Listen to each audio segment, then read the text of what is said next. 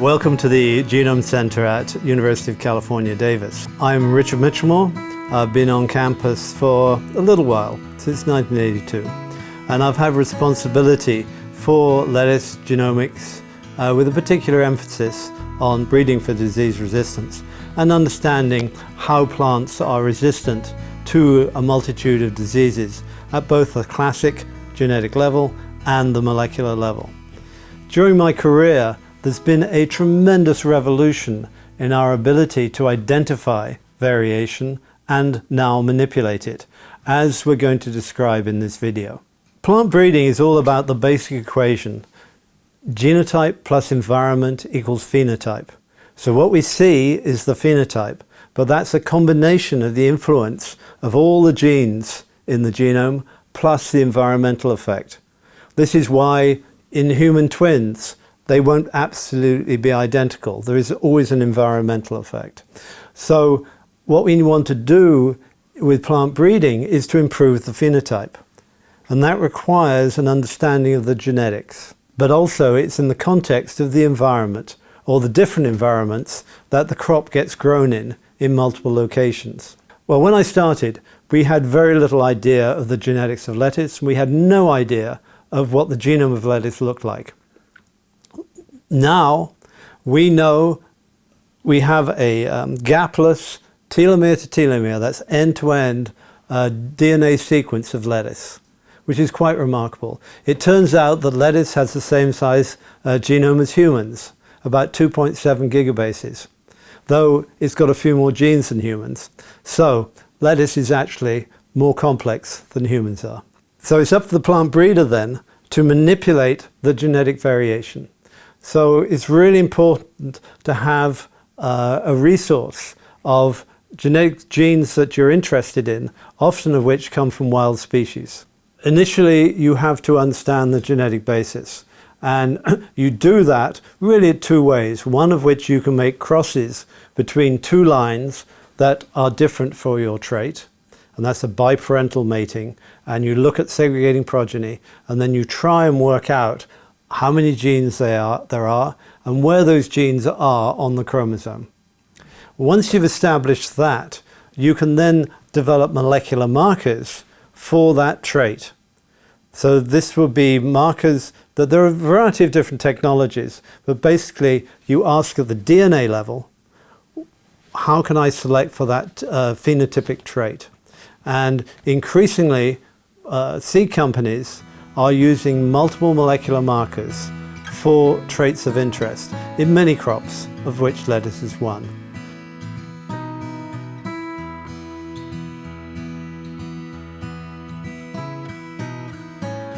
Disease resistance is one of the ones that is often simply inherited, and by using molecular markers, breeding companies can select for multiple diseases without actually having to do the disease screens, which are often complicated, and sometimes you just cannot combine different combinations of resistance genes without having the molecular markers. One of the things that's really important with disease resistance is to understand variation in the pathogen population.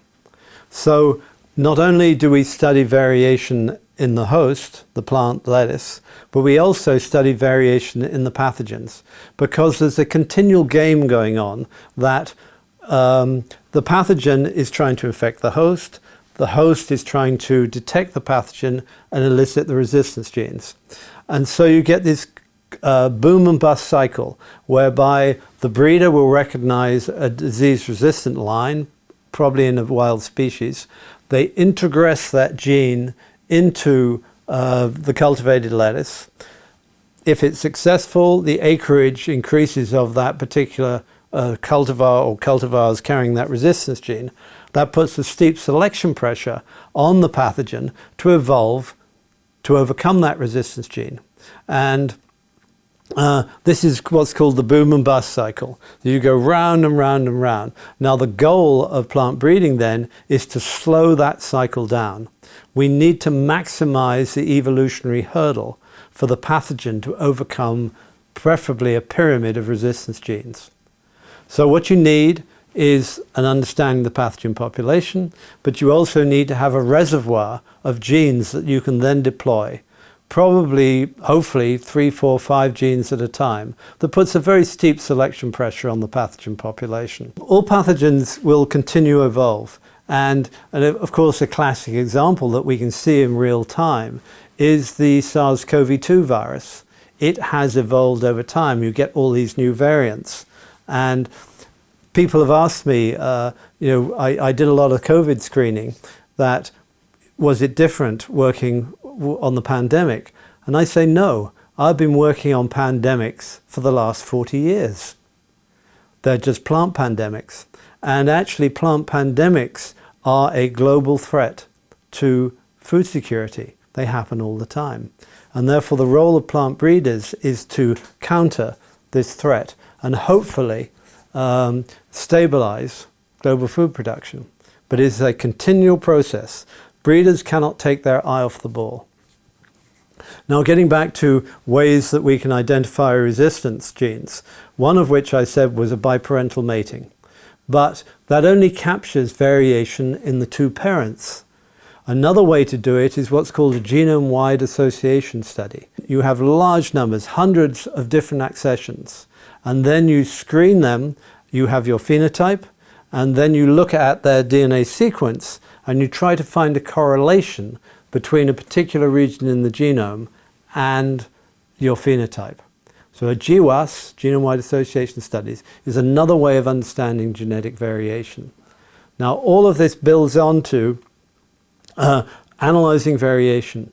As you'll hear later on in the video, we now have ways of manipulating that variation through either gene stacking, which is marker-aided selection, or particularly exciting is genome editing. Plant breeding is a cycle of increasing and decreasing variation.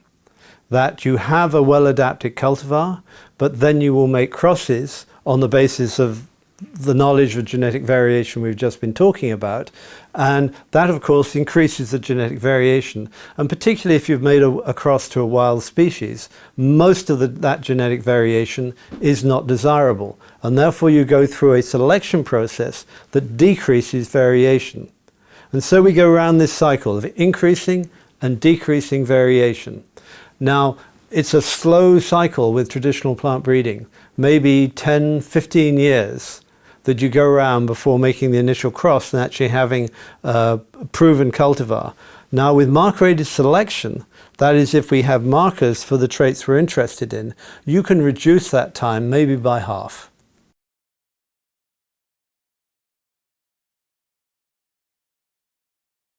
As I say, you can also combine traits that you wouldn't be able to with traditional methods. So breeding companies now are, I don't know the exact number because it's increasing all the time, but in lettuce I believe the bigger companies are maybe doing marker-aided selection for 6, 10, 12 different genes, mainly disease resistance. And across all their crops, they may be generating over 1 million data points a day in order to do this selection. This isn't large scale, this is industrial scale marker-aided selection.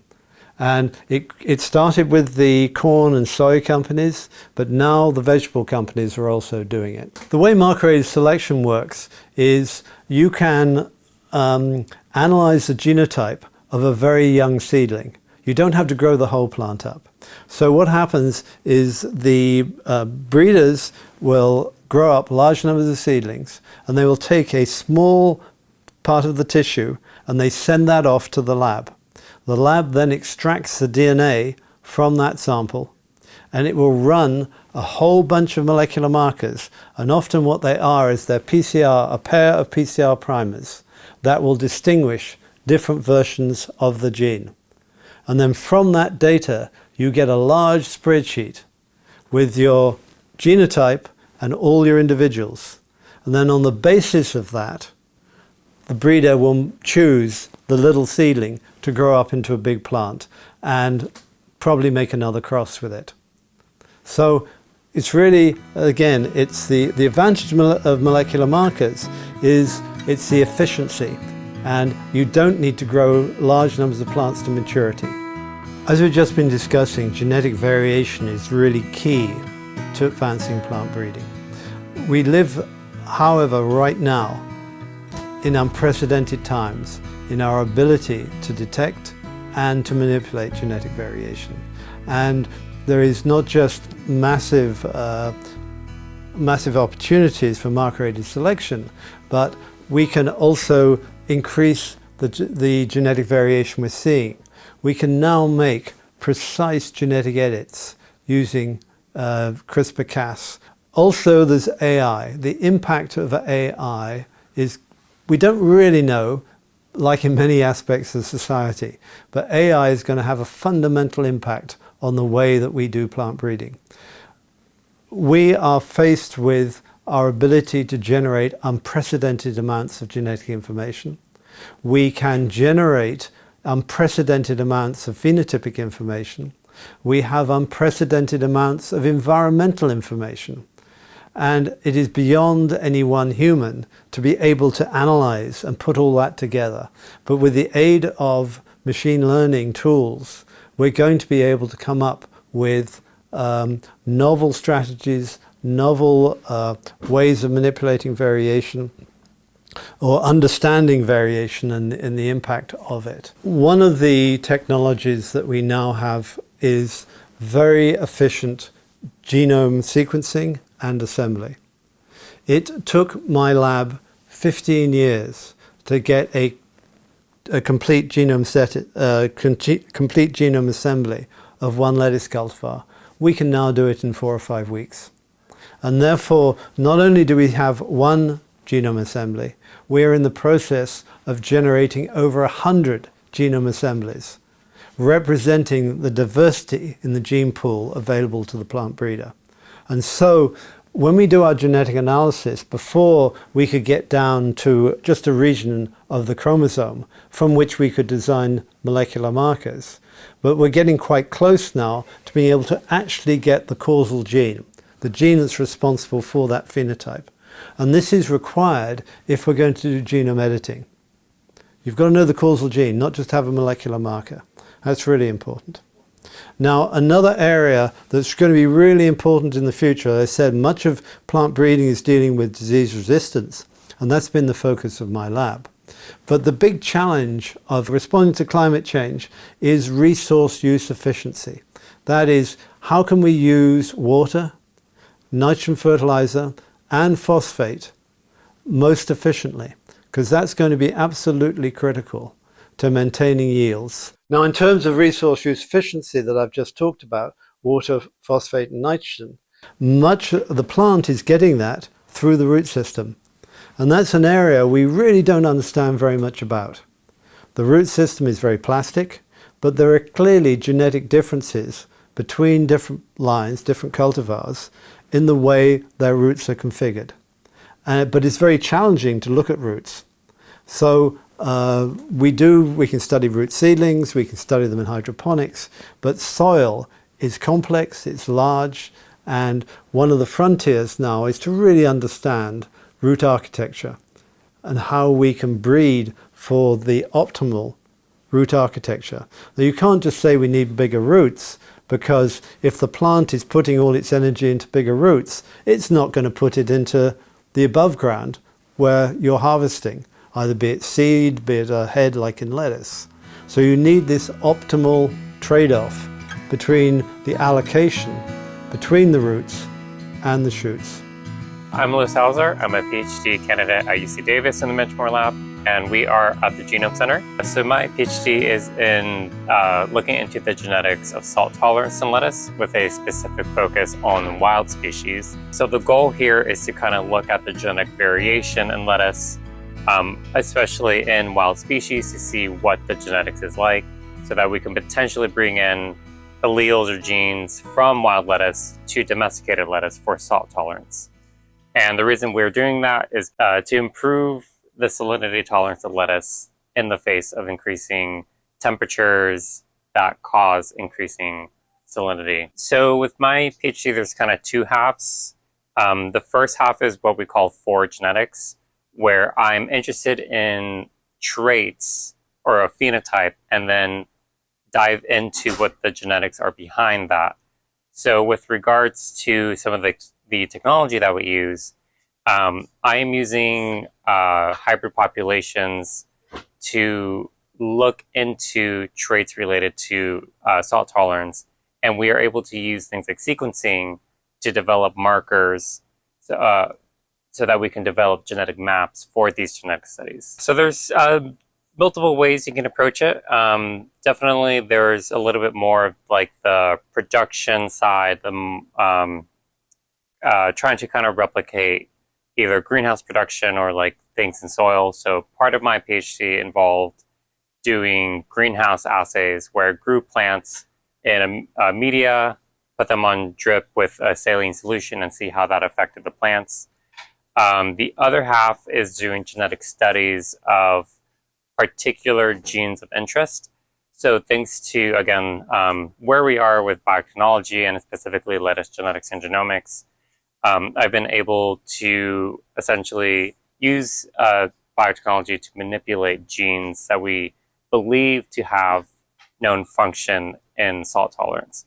So that involves using transgenic technology to either overexpress genes or using CRISPR-Cas9 to edit genes to knock them out and see how that affects plants, or specifically how that would affect lettuce and its salt tolerance. And that would be more kind of in what we call in vitro, so like in plates of agar or media, basically kind of more in sterile environments. But the end goal would then to be bring that out to something like a greenhouse experiment and see how that affects both kind of at a smaller scale, but then at the more at a scale closer to what we, how lettuce would be grown in the field.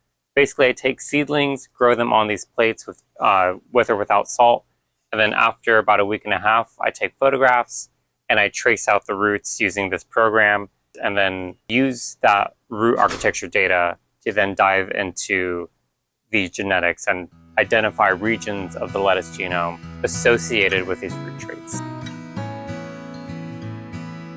My name is Amber Flores, and I'm a PhD student in Dr. Richard Mitchelmore's lab.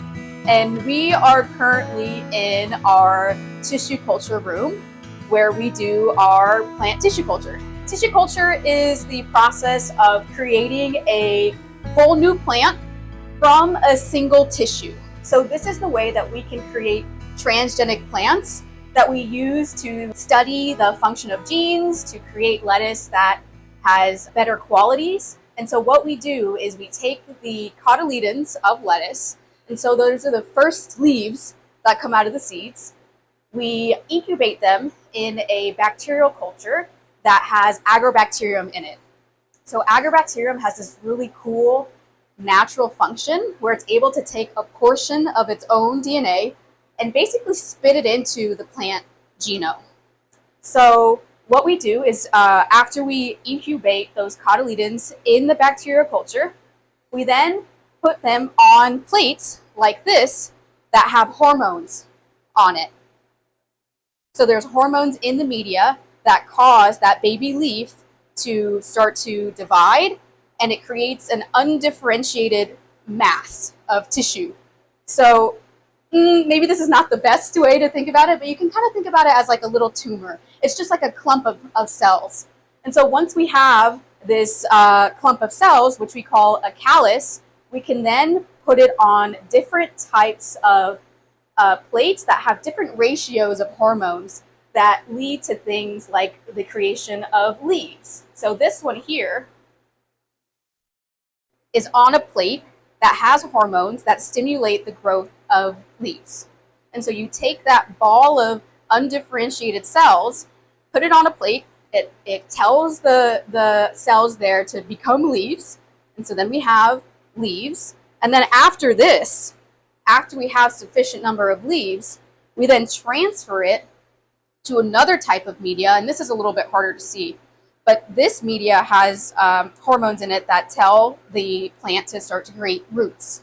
And so then once we have this plant, we have the shoots and the roots, we have a transformed plant. And it has whatever we engineered the Agrobacterium to contain.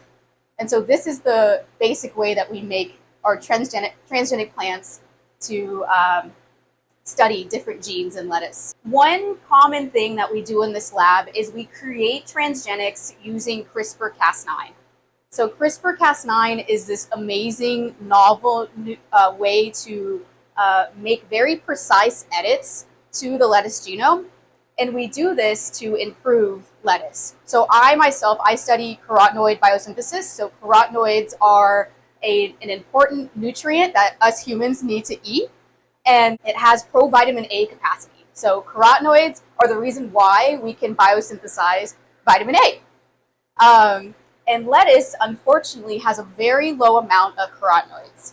So I use this process to create transgenics that contain CRISPR-Cas9 that are targeting specific genes within the carotenoid biosynthesis pathway so that we can improve the amount of carotenoids in lettuce. I grew up in Los Angeles, and I'm the first in my family to actually leave and to seek a 4-year degree in the sciences.